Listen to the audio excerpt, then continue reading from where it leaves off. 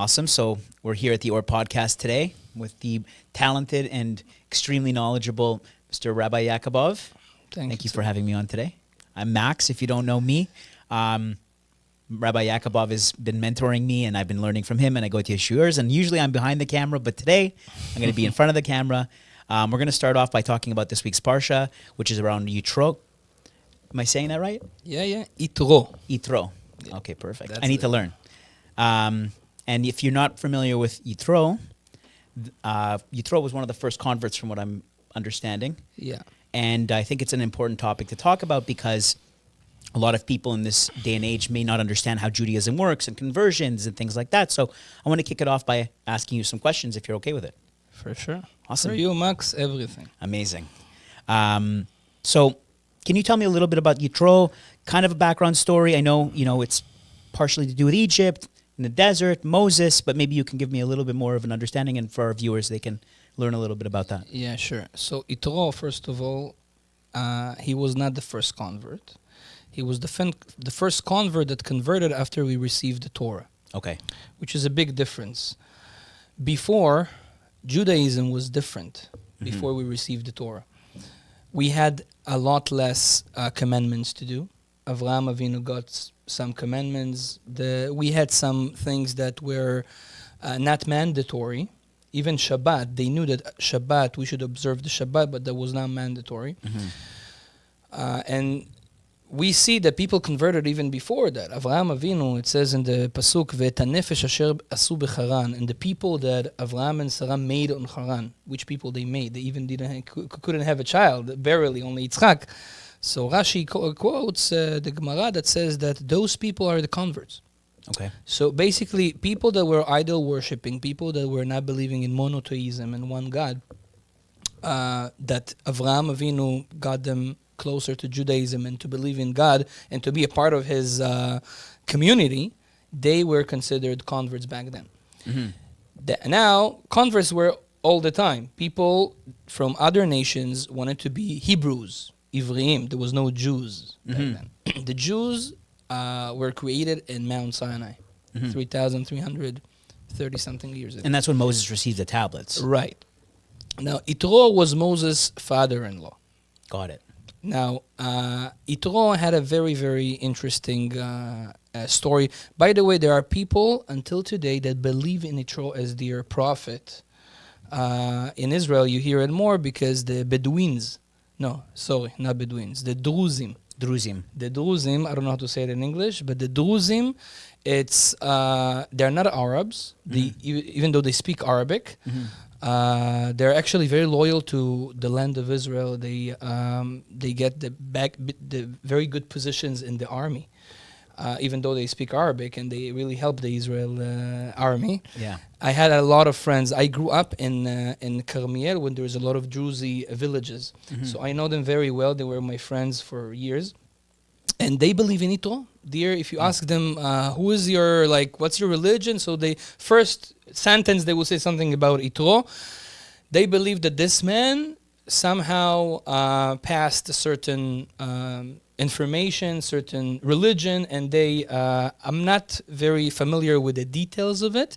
One thing that I know that they really, really believe in reincarnation. This is something I even know personally. I spoke to people that they told me what it says about reincarnation in the religion, and also somehow it happens a lot to them.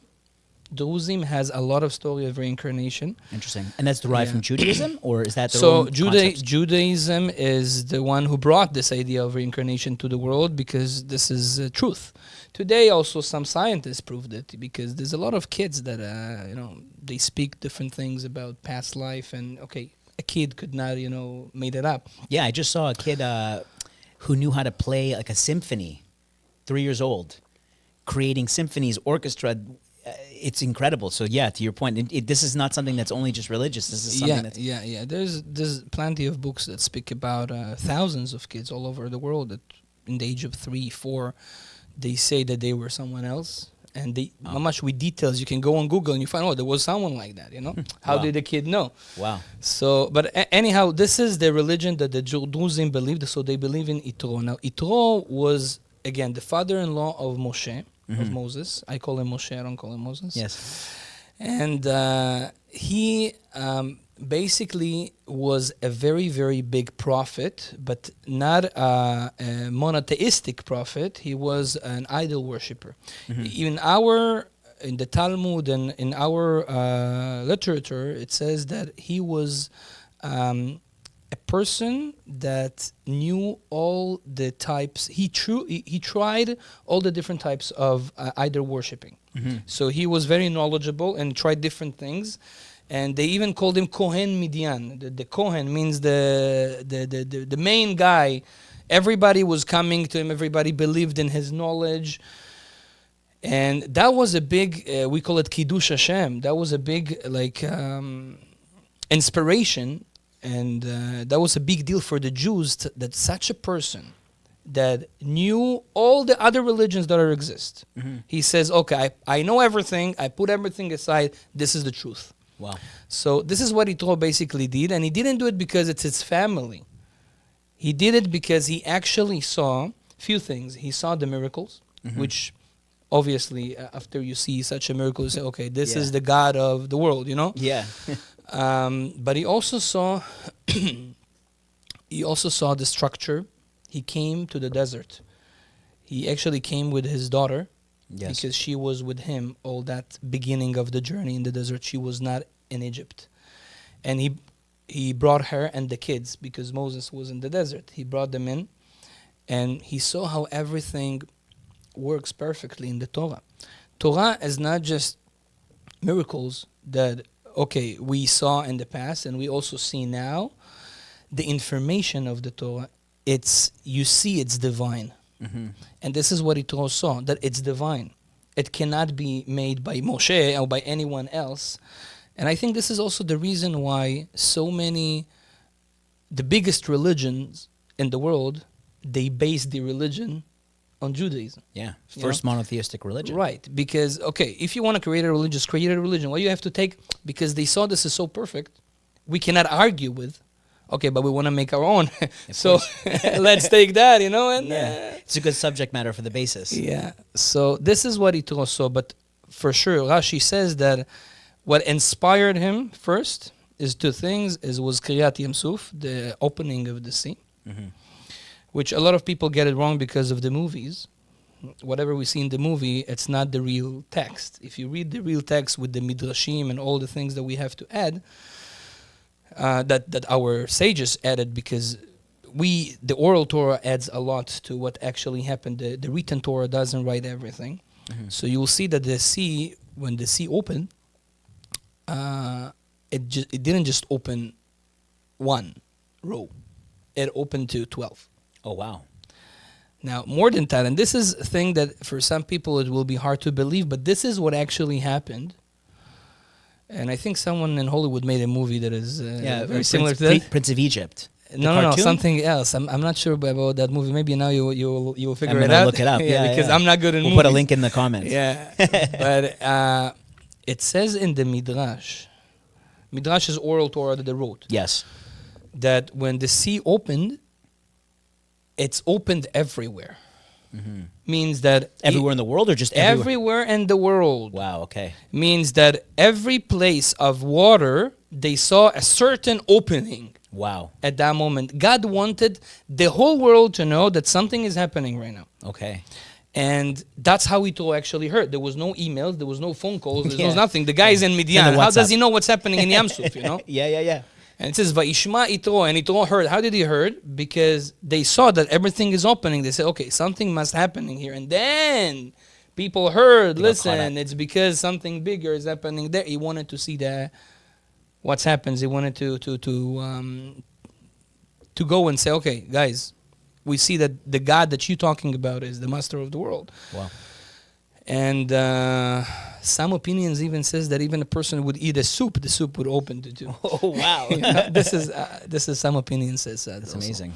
So this is basically, he saw the miracles, and I think every person that you will tell him, okay, if I now will bring fire from heavens, would you believe in God? He would say, okay, of course. How can you deny it? Right. And by the way, our sages, the rabbis, and even people in our generation, I saw it in my eyes. They can make miracles. Of course. We have that power. Yes. Just the Torah says that we don't believe in conversion because of miracles. Or we don't believe in coming back to Judaism because of miracles. Because miracles is something that inspires you, but you cool down very fast. That's actually a good segue into what I was going to ask you next, funny enough. When it comes to conversion, you know, a lot of people these days, they may not understand it fully and how it works and what it takes to convert. And, it's a kind of a two-part question. One, how was Yitro's conversion process then, before we didn't have the Torah yet, we didn't have any laws yet. So what does that conversion look like? And then how does that compare to today's modern conversion? And what goes into a conversion in a modern day? What restrictions, what things do you need to prepare for? And, what's the grand sort of plan if you did want to convert? And at what point can you say, and I know there's a lot of questions, and I'll jump back into them, but, at what point can you say I'm fully converted? Like, I'm doing everything that I need to do on a daily basis to maintain that conversion. Yeah, that's a very sensitive question because I'm sure a lot of people may watch this, but we need to say the truth. And first of all, there is a difference between the conversion, as I said before Yitro and after Yitro. Mm-hmm. Before Yitro, the conversion was very easy because there was no much commandments to do. There was no, the Jewish nation was not established as a Jewish nation with the mission that God told them that they have to do. Mm-hmm. Before that, there was the Jewish nation, which was even called Hebrews, not Jewish.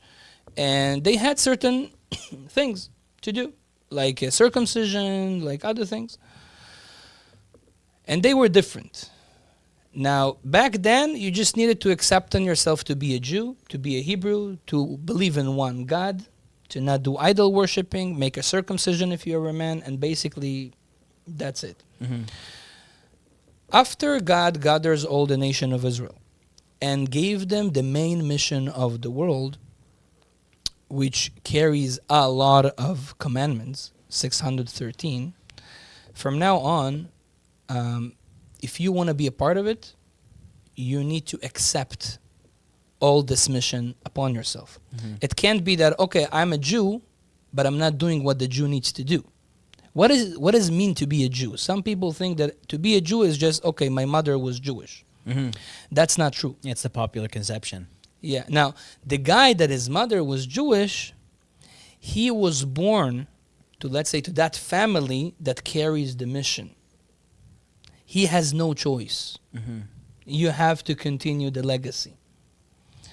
But a person that says, wow, I believe in it, I want to be a part of it because I want to do the main mission of God in this world.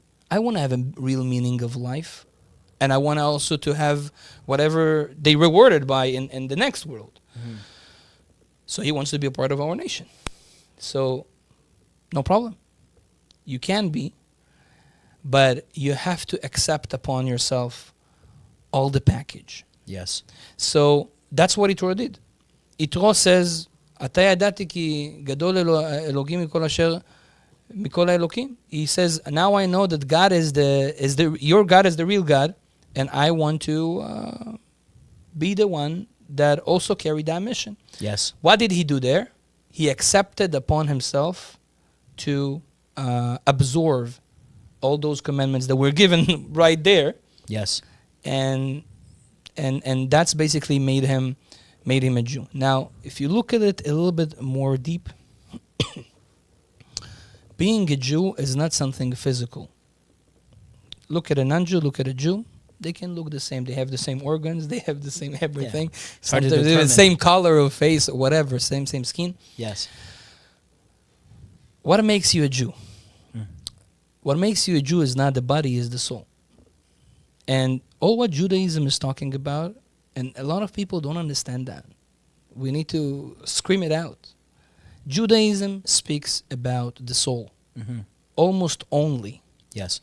all what Judaism brings, all those commandments, all those things, don't wear wool and linen together, don't mix dairy and meat together, all those things, it's spiritual laws. Yeah, it's like a framework.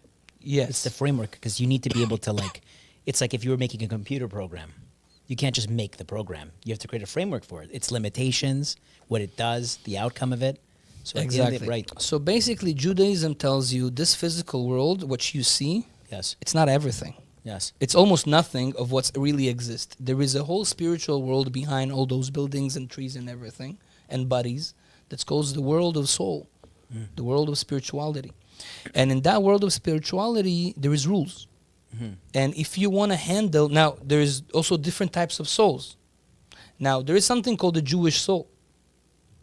A Jewish soul is, let's call it technically an extra soul that a Jew gets, which carries a lot of potential, Yes. but also a lot of obligations.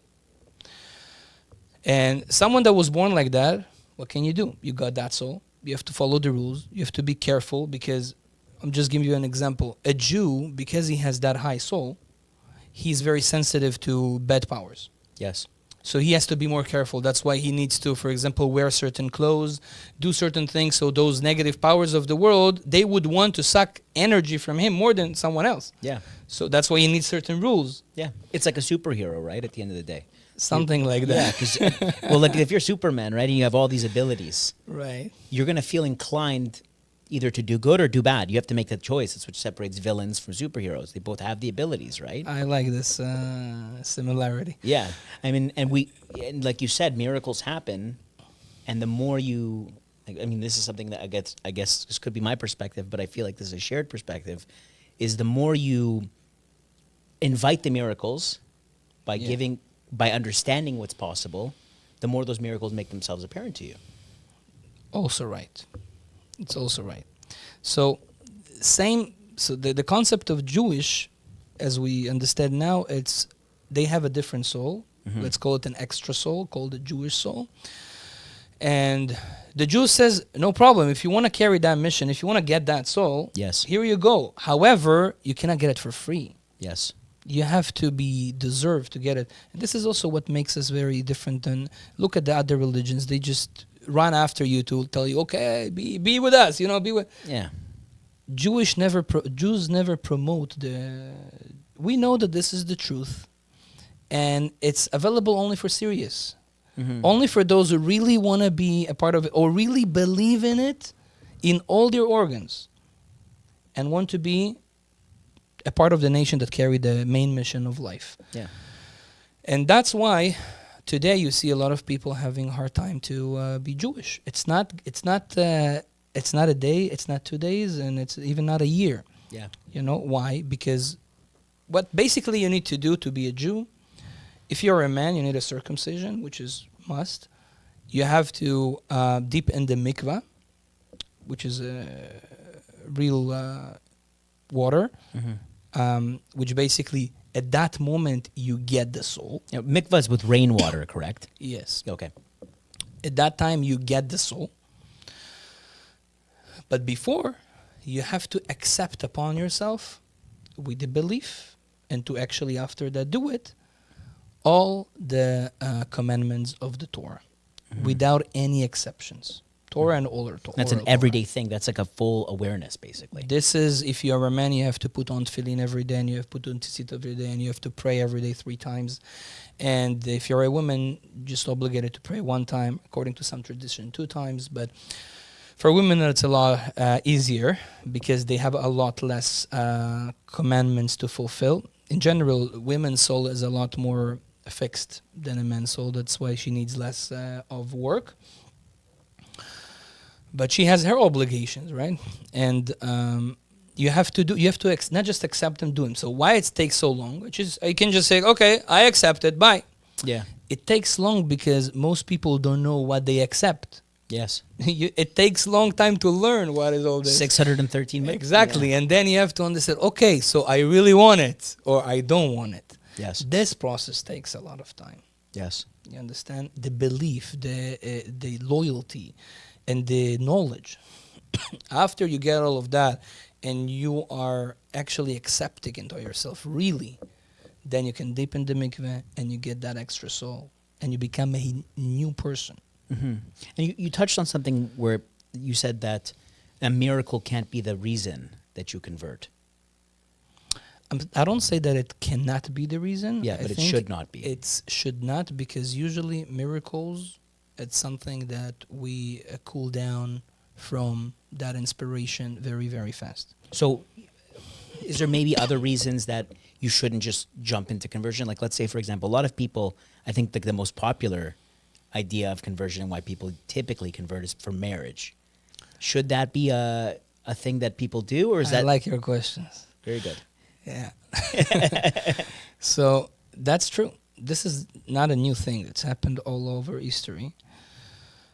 And so again, conversion needs to be something we call L'Shem Shamayim, for the sake of heaven. I don't convert for anyone. I convert because I believe in it and I want it. Mm-hmm. And by the way, I helped a lot of people to do their conversion with the Beit Din. I work with a lot of converts here in Canada. And I saw different types of people. Those who wants only to, get married, and those who are really like without a partner, just, I just love God. I know Judaism makes sense. It's the right thing. Mm-hmm. But I can tell you one thing. If the conversion is only for that, because, okay, I love this guy or I love this girl, and I will do everything for them also to convert, I don't think it's gonna handle much. Not the marriage, the Judaism. Yeah, because you're doing it for a specific purpose. So if there's any dip in that purpose, then it affects your original Exactly. decision. Especially if, let's say, you divorce after that. Or the marriage, usually when you're in love with someone, you really want someone, then it cools down after that, Of course, like so anything. If you depend all your belief in life, Judaism, it's like your purpose. Mm-hmm. You fake a purpose because you want someone. Mm. Now, a lot of situations, what happens is that they want that guy. And this becomes a reason to search. So you can be inspired from it. Exactly. And then you search. And I had a family like that. A couple came to me from my community, once wanted to convert. She says, okay, I have a girlfriend and we want to get married. And okay. So I didn't say no. I said, okay, but you know what Judaism is? Mm-hmm. So let me explain you. And then I sat with them 1 time, 2 times, 3 times, and I explained them proofs that Judaism is right. Mm-hmm. Like actual proofs. And they were like, wow, we never heard it. Even the Jew, he was like amazed. And they fell in love in Judaism. And now they are super religious after the conversion, after everything. Why? That was God ascended. God made them somehow, even though it's we don't allow it. Yes, but He made them meet, and there was a reason. Now, people that convert, in Judaism we say ger shenitgayer, a convert that converted. We don't call it a goy, or like a non-Jew that converted. We don't call it like that. Because that life is gone now. No. We say he is a convert that converted. Mm. He is a convert means he was a convert that converted. Because he was he was always a convert. Yes. Means he had a convert soul. And that's something that Judaism says, that most of the people that they converted in the right way, this is Jewish souls that were lost within the nation. Now, for that, we have to get into Kabbalah and understand what's happening to... There's Jews in this world that did whatever they did, and they needed to convert in a non-Jew. So basically, it's a Jewish soul. Like Spanish Inquisitions, things of that nature. Right. So there's different averot, sins that you do, that for fixing that, you need to convert, sometimes even in an animal. But this is another section of talking about conversions. Of course. But you can be converted as a non-Jew. But this non-Jew will feel, or somehow in his life it will come up that he will want to be a Jew, or he will meet a Jew, and then he will have that opportunity. And again, we have a freedom of choice. We need to do the right thing, to do it in the right way, and to do the conversion the right way. Now, unfortunately, and I'm saying it clear, straightforward, there are people that make business from Judaism, Of course. and we are against this. It's a big chilul Hashem. And they just tell people, okay, come, I'll convert you, pay me some money, and that's it, Yeah. He's not converted. He didn't get the soul. He is not Jewish. Because he didn't do the... Again, it's a common sense. You want to be Jewish means you believe in this. So you believe in this and you don't do nothing, what they say. Understand? Yeah, no, it's, I mean, even practical, on a practical level. Just because, Right. let's say you drive a Honda Civic and you put Ferrari logos on it, and you drive around, you tell people I have a Ferrari, it's not a Ferrari. Exactly. At the end of the day, you need to, that the work needs to be put in because it's a practical thing, right? Right. How does somebody, like, let's say somebody's inspired, someone who, actually, I'm going to call them a convert because before they're converted, they're still a convert. Right. I'm not going to call them somebody. But we don't know it until they convert. Until they convert, right. But let's say somebody does have that feeling. They feel attached to Judaism. They feel something for them. Where can they learn about things in a way where they may not... Because, when you're learning new concepts and new ideas, like let's say you want to be a rocket scientist tomorrow, right? You're not going to start at a university level. So what would be a good way for those people to maybe learn a little bit more in like a more digestible manner? Is it, reading the Torah? Is it listening to shiurs? What's sort of the best way of them sort of starting that path? So, first of all, they need to gain more knowledge. Now, reading the Torah, of course, it's perfect, it's good. It's cleaning your soul. But reading the Torah just like that without interpreting it can be even dangerous. You can understand things not the correct way. So you have to read the Torah, but you have to also have the ability to ask someone when something appears in the Torah that doesn't make sense. Because there's different... the Torah speaks... First of all, the Torah speaks in Hebrew. If you read the translation, it changes a lot. So many times in our shul, people that don't know how to read Hebrew, they come and tell me questions on the Torah. So how come it doesn't read it? And he says, it's in the translation. I said, translation. That's why. But it's not the real... Well, because it's still an interpretation. Right. You never can really explain it unless you hear it from someone that knows all the background. So reading the Torah, it's perfect. But I think the first thing that you should do, you're inspired by Judaism, you want to know more. First of all, learn. Today we have online. That's the best way to do it. Pick few rabbis that you see that they are good, serious, orthodox, that speaks about it. You can even go to our channel, right? And there's other very, very good orthodox rabbis that speaks about ideas of Judaism. Search things like purpose of life according to Judaism, proves that Judaism is the truth, stuff like that, to understand, first of all, that this is what Judaism says is serious. Then after you gather that information, you see you are very inspired, you see you really, really like it, and it talks to you, which be most cases, because Judaism has a lot to give, then find a local rabbi that lives someone around you, that is Orthodox, and tell him, listen, I'm very interested. I want to be a part of it, slowly. Sometimes you will see that the reaction of those rabbis will be a little bit pushing. Yes. And they do it by purpose. Why? Judaism, as I told you before, it's for serious people. If you don't really, really, really want it, you shouldn't do it. Just continue your life. Yeah. Is there an obligation? Sorry, I didn't cut you off, but like on that point, because I'm thinking, the different elements that go into it. And let's say, for example, you've converted, you're doing everything properly. You're following the mitzvot, you're keeping Shabbat, you're doing everything properly. Do you have an obligation to tell, let's say, for example, you find a partner. Let's say you want to get married. Do you have an obligation to tell that partner that that you have been converted? Or are you able to just say, I'm Jewish? Or is that obligation? Yeah, so I don't think it's even comes to the.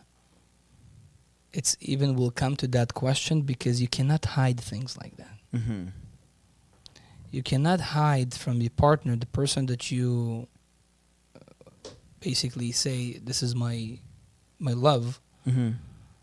You cannot hide your past. Right. Okay, maybe one thing that happened in the past you cannot tell, but the whole your like who's your parents? Exactly. Who is your siblings? This is Of course. that's why I don't think that the question even can start because it's not You something. should know the person you're going to marry. Yeah, people cannot hide those things, and you know what? You should not be embarrassed about it. There's nothing to be. Judaism puts converts in a very high level. Mm-hmm. They say, do you know that I have an obligation as a Jew, and also you have an obligation as a Jew to love a convert more than you love any other Jew. That's amazing. Is there a specific reason or like a story behind that, or is it just the simple reason is yes? Because they have that feeling that okay, right, we are Jews now, but we are a number 2 Jews. Mm-hmm. They have it. It's nature. They feel it.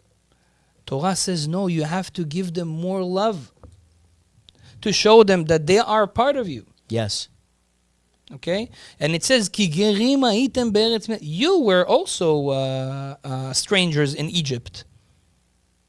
How was it? Bad.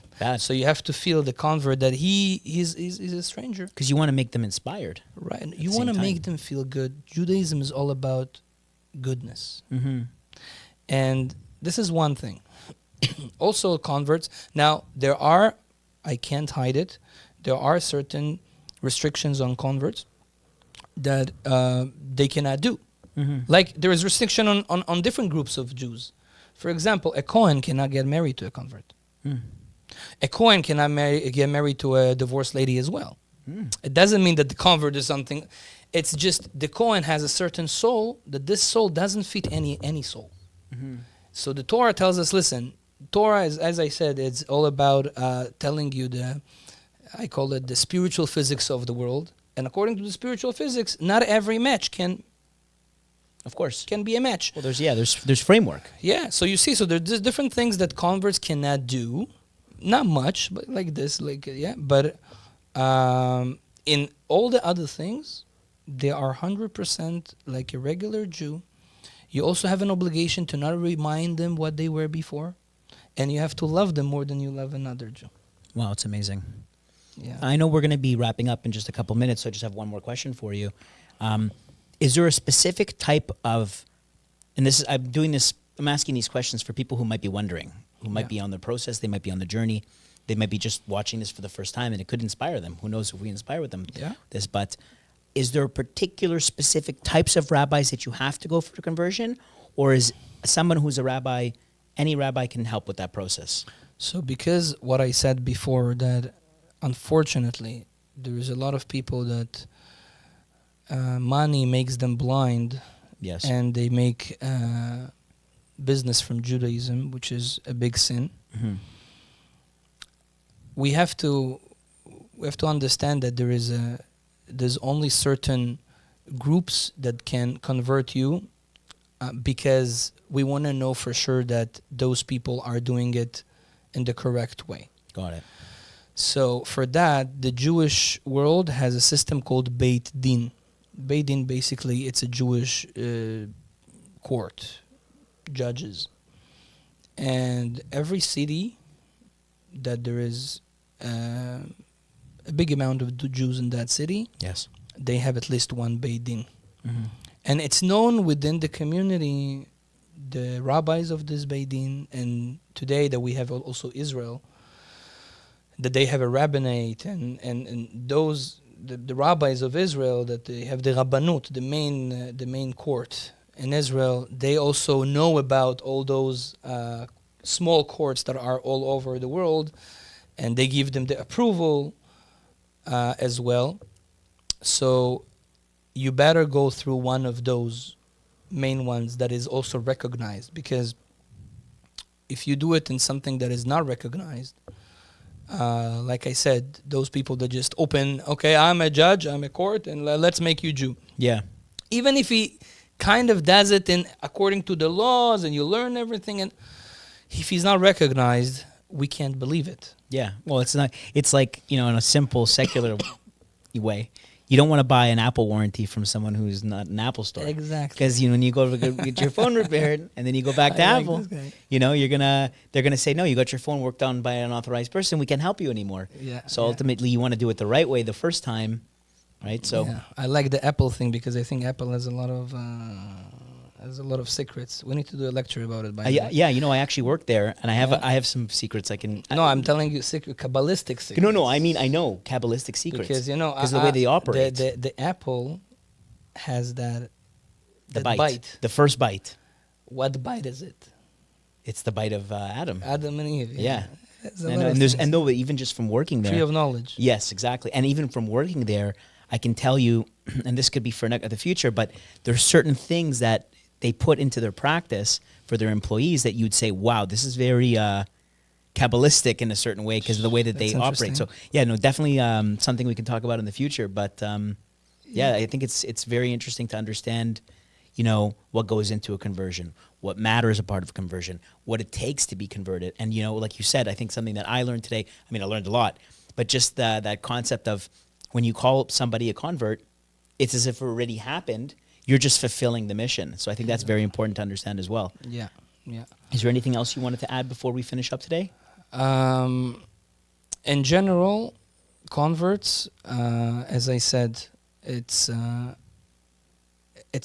very big thing to be a convert, and we also have to, as I said, be very gentle to the converts. It's a very sensitive topic, and it's a topic that now is very relevant because it says in the holy books that in the end of days there's going to be more and more and more converts. Because before the wrap up of this world, the Mashiach times, they will feel it in their souls that they need to join the nation of Israel. And I think that this is one of the prophecies that we see now. I go all over the world and I see that in every place. I was in Moscow not long ago, and in the US and in Poland, in different places, you see in every place, the rabbis that I speak to, they only deal with converts all the time. Wow. People are, with all the information that is out today, very, very thirsty to Judaism. So my message is for all those who want, there's a place for everyone. Just do it in the right way. That's very good. Yeah, maybe we can drop some links to some different informative articles and things like that. We'll work with David to get some of that stuff going. Where can we find you other than the OR podcast channel? I believe you're Rabbi Yakobov across the board on YouTube. Yeah, we have, you know better than me. We have I'll let you speak for it. Yeah, we have a Hebrew channel. Yes. You just can write my name in Hebrew, so you get some lectures in Hebrew for those who speak Hebrew. We have a Russian channel. Amazing. So you can write the name in Russian, and I guess you will find it there. And then, all right. And in English also. Very good. And that podcast, that Bezrat Hashem, will do only good things in Kiddush Hashem, and will spread the light of God in the world. Sounds good. Thank you, Rabbi Yakobov. It's always a pleasure. Thank you for watching the OR podcast. Like Rabbi Yakobov said, you can find them on YouTube. You can find them pretty much anywhere that you can stream video. And we'll look forward to seeing you next week.